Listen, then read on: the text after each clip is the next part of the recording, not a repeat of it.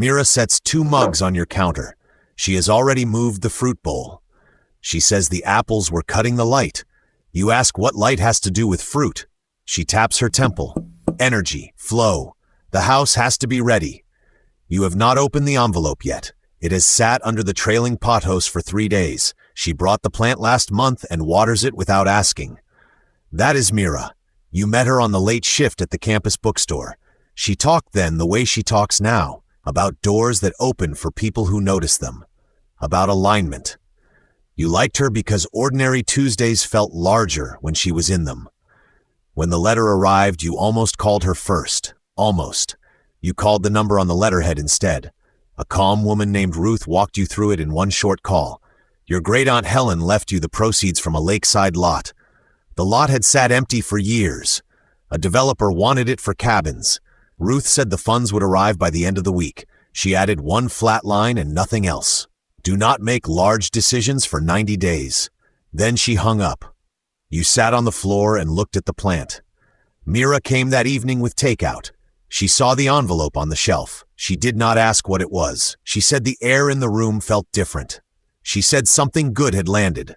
You told her a relative had died. You did not say the rest. She hugged you and said grief and abundance often travel together. You let the sentence stand because it sounded kind. The next morning, the money was in the account. You checked the balance twice. Then you turned the phone face down. Mira texted and asked if you wanted to walk by the river. You met her where the path widens under the bridge. She carried a small notebook with a green cover. She said she had been journaling about shared futures. You asked what that meant. She said the 2 of you had moved through every hard season side by side. A soft season was here now. It would be wasteful not to meet it together. You laughed. You thought she meant dinner and a toast. She meant a plan. By the weekend, she had a printed packet. 12 pages. Title page in clean type. The Clearing Project. She had found a parcel of land 2 hours north. Not listed yet. The owner was open if the right energy appeared. She had already emailed him. She had put your name and hers together in the signature line. You said you had not agreed to any of that. She squeezed your arm. Of course not. This was only research. She said you were allowed to dream out loud with the person who knew your real shape. You had always been generous with Mira. When she lost her place, you gave her the couch for 6 weeks. When her car died, you drove her to every shift for a month. She repaid you in presents. In long talks at the kitchen table. In the steady feeling that someone was firmly on your side. So when she asked for $2,000 to place a good faith hold on a viewing, you wrote the check. It felt small. It felt like keeping a friend excited. She teared up when she took it. She said this was how abundance moved, through people who trusted each other. You went with her to see the land. Pine trees, a slope that caught the afternoon sun, an old barn with a soft roof. Mira stood in the middle of the clearing and closed her eyes. She said she could already hear retreat guests laughing. Yoga at dawn, shared tables, workshops on becoming. You asked who would lead the workshops. She opened her eyes and smiled as if the answer had always been obvious. You and her. She had already named the rooms. The listening room, the arrival hall. You said you still had a job. She said the job was a bridge, and bridges were meant to be crossed. Back in the city, she began spending more nights at your place. A second suitcase appeared by the door. Temporary, she said, while the vision clarified. She reorganized your bookshelf by vibrational color. You did not know books had one. She moved your desk 3 feet left because the old spot sat in a stagnation corner. You let her. It seemed harmless. And you were still half convinced she was simply happy for you in a large, slightly strange way.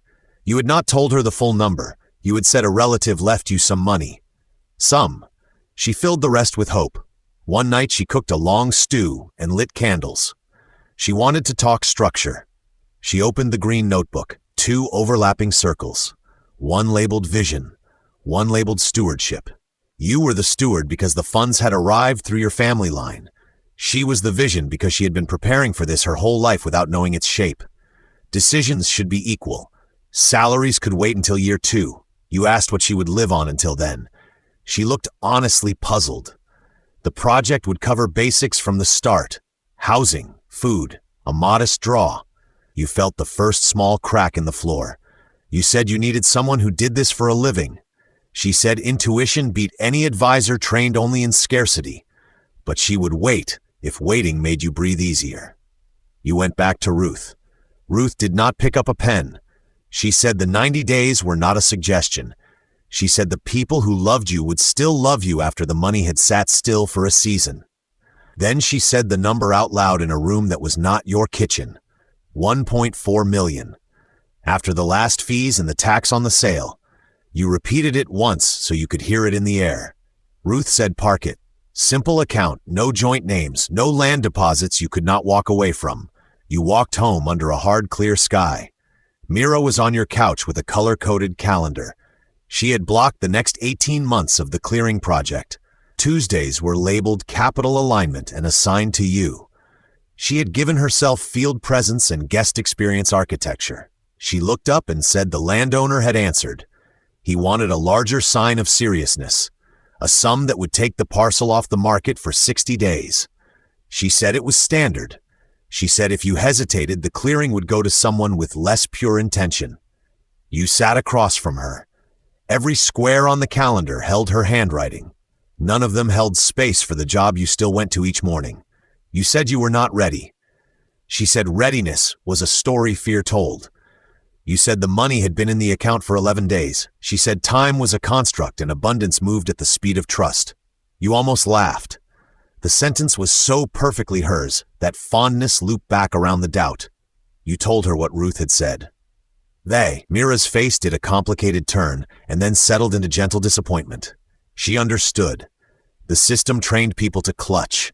She would hold the vision until you could unclench. That night she slept on the couch instead of the bed she had begun to use. In the morning she was gone before you woke. A note waited under the fruit bowl, which had been returned to its old place. She needed a few days to recalibrate her own energy. She took the pothos with her. You stared at the empty ring of dust on the shelf. 2 days later a photo arrived, a smaller parcel, closer to the city. She had adjusted the dream to match your current capacity. That was what partners did. You did not answer at once. You went to work. You bought coffee. You paid the electric bill, $140, and noticed how quiet the apartment felt without her running commentary on the light. On the 4th day, she stood at your door with the pothos and a thinner folder. She had stripped everything to essentials. No land purchase yet, only a trial weekend using a rented house. Budget $18,000. She would facilitate. You would underwrite. After that, the path would clarify itself. You invited her in. You made tea. You sat at the same table where the first packet had landed. You said her name once. Mira. She waited, bright and ready. You said the money was real. You said the number was 1.4 million. Her eyes lit exactly the way you had known they would. She whispered that it was more than enough. You asked enough for what? She said for the life that had been waiting. You said you were going to keep the 90 days. No land, no rented house, no draws, no overlapping circles. She blinked. But we already started. You said she started. You had written one check for $2,000, and that check was a gift, not a beginning. The word gift hung in the room. She sat back. For a long breath, neither of you spoke. Then she laughed. Not unkindly. Of course, she had gotten ahead of the current. That was her old pattern. She was grateful you had named it. Relief opened in your chest like a window. Then she drew a single sheet from the new folder. A simple invoice. Consulting and vision development. $11,000. For the diagrams, the emails, the holding of space. She could take it in payments if that helped the flow. You looked at the clean type. The vanity you had been circling the whole time sat in the center of the page. She had always believed the good thing arriving for you was arriving through her, or because of her, or aimed at the pair of you as a single unit. The retreat was only the latest shape of that belief. You thought of the bookstore nights, the couch, the rides across town, all of it real, all of it still real, and also not a claim on 1.4 million. You set the invoice down. You said no. You said the 2,000 had been the whole of it. You said you valued her, and you were not going to fund a role she had written for herself inside a project you had never chosen. She started to answer. You raised one hand, gently. She could keep the pothos. The apartment would be quieter, and that was all right. If she wanted to build a retreat, she should build it with people who were signing up for that work on purpose. She stood. She gathered every folder. She left the plant. At the door, she paused. The universe would sort the rest. You said you supposed it would. After the door closed, you stood in the kitchen a long while. The fruit bowl was ordinary again.